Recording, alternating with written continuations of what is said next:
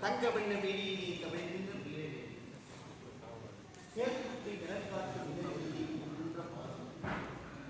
கண்ணாடி பேட்டிக்குள் அடைப்பட்ட கருவண்டு அடைவது போல் மலர் பொய்யவும் மாலை புனையவும் பிரம்மனால் படைக்கப்பட்ட அழகு தேவன் உனக்கு நந்தினி, உண்மையை சொல். எதற்காக என்னை காஞ்சியிலிருந்து இந்த கடம்பூர் மாளிகைக்கு வரவழைத்தார்? சோழ சாம்ராஜ்யத்தை இரண்டாக பிரித்து வழங்குவதற்காகவா? இல்லை இல்லை, அதற்காக மட்டும் இல்லை என்று நான் நந்தினேன். காஞ்சியிலே நான் நிம்மதியாக இருப்பது உனக்கு பொறுக்கவில்லை.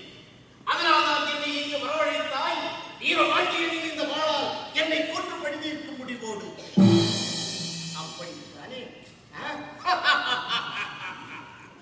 இதோ பெற்றுக்கொள்வோம் வாழை, நிறைவேற்றுவோம் சபதத்தை.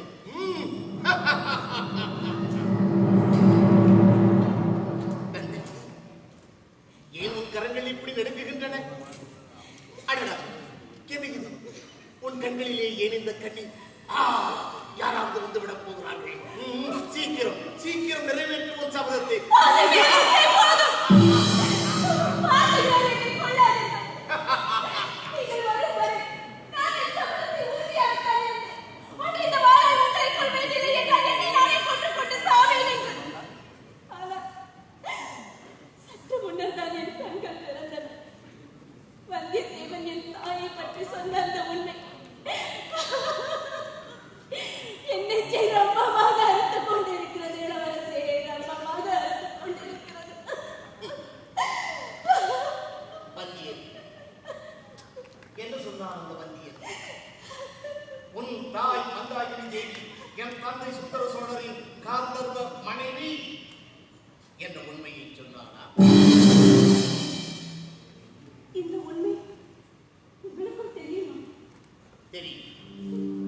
வந்தியத்தேவன் என்னிடமும் சொன்னான்.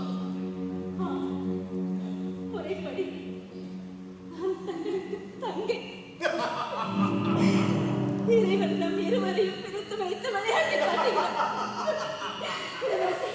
இதோ இந்த வாழை கொண்டு விடுங்கள்.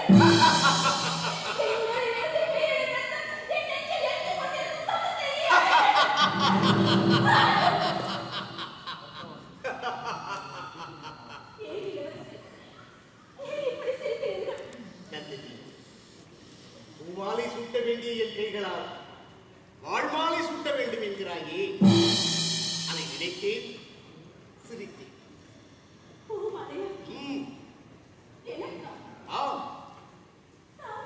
நானேதான்.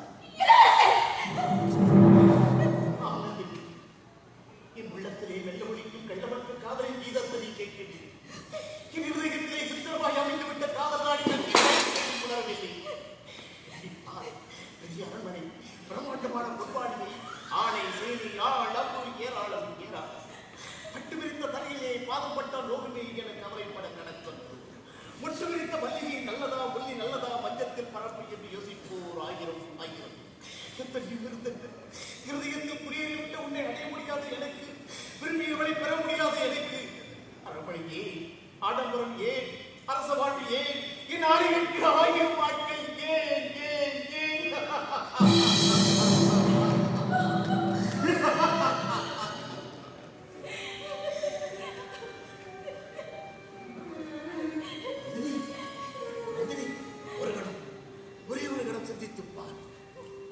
காலத்தில் என்னை மறந்து கொள்ள வேண்டும் என்று ஆசை கொண்டது உண்மை என்றால் இப்போது ஏன் நாம் அதை நிறைவேற்றிக் கொள்ளக்கூடாது?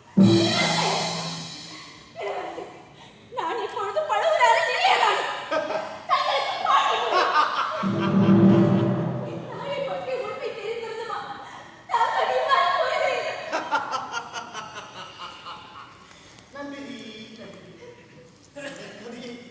மறுபடியும் சொல்லி என்னை ஊராரின் பெண்களுக்கு வேண்டுமானால் நீ பழுவூராரின் பத்திரியாக இருக்கலாம். ஆனால் உண்மையில் நீ அவரை மறந்து கொள்ளவில்லை. உனக்கு நினைவிருக்கிறதா? முன்னொரு முறை நான் தஞ்சைக்கு வந்த போது என்னிடத்தில் இதைத்தான் கூறினார். உடனே நான் உன்னை மறந்து கொள்ள வேண்டும் என்ற ஆசை கனவை உன்னிடத்திலே வெளியிட்டேன்.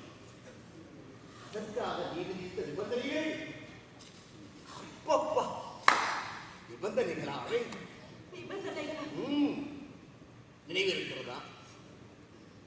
பழுவூராரை கொண்டுவிட்டு என் தந்தையின் சகோதரியின் சிறையிலே அடைத்துவிட்டு சோழ சாம்ராஜ்யத்தின் சக்கரவர்த்தியாக உன்னை சிம்மாசனத்தில் அமர வைக்க வேண்டும் என்று நிபந்தனை விதித்தாய். இதை கேட்டு நான் அடர்ந்து போனேன், அதிர்ச்சியில் குறைந்து போனேன். வெறிகொண்ட ராட்சசியை என்று தீர்மானித்து காஞ்சிக்கு புறப்பட்டேன். ஆனால் அங்கே என்னை விடவில்லை. கடலிலும் நனவிலும் என்னை வதைத்தாய், அழுது புலம்பினாய். உன் மோகனம் சிரிப்பால் என்னை மாற்றி வதைத்துக் கொண்டிருக்கிறாய். நான் என்ன செய்வேன்? என்னை பெற்ற பொன்னாடி நான் என்ன